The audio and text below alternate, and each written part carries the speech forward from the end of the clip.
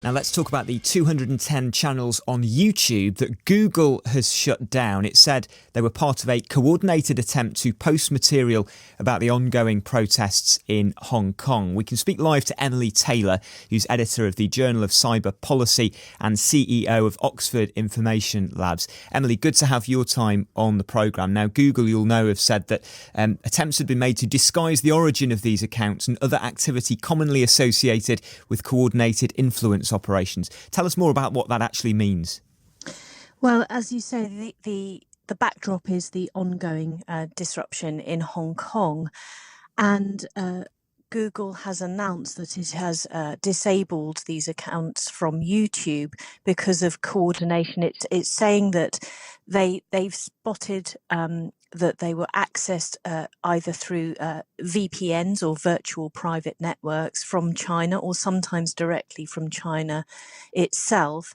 And interestingly, the announcement from Google points to coordination with both Twitter and Facebook, which is quite new in the landscape. And really what we're seeing is an evolution in the way that the platforms are dealing with these kind of issues. So they feel conscious of pressure on them to be doing more to stop this kind of stuff?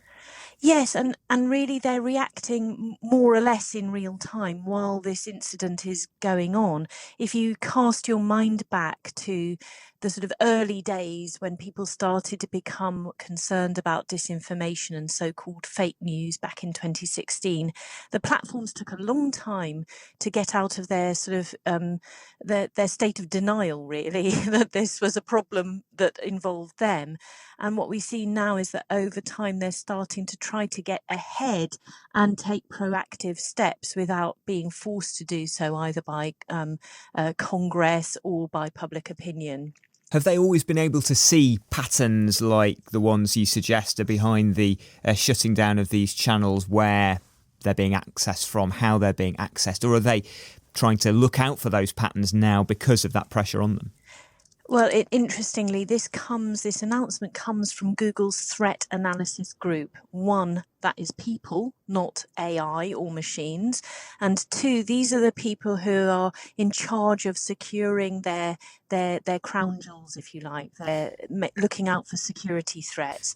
And so, these are closed platforms. It's often easy to, because they're so popular, they feel very open.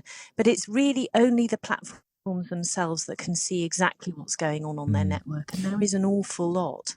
I wonder how much a proportion 210 channels is compared to the big picture here. Yeah, well, it's a small number. If you contrast it, Sheryl Sandberg told Congress, I think last year, that Facebook had disabled 1 billion Facebook pages. 1 billion. Now, not all of those would have been in use. It's a bit like clearing out your attic in some cases, but not all pages and not all accounts are created equal.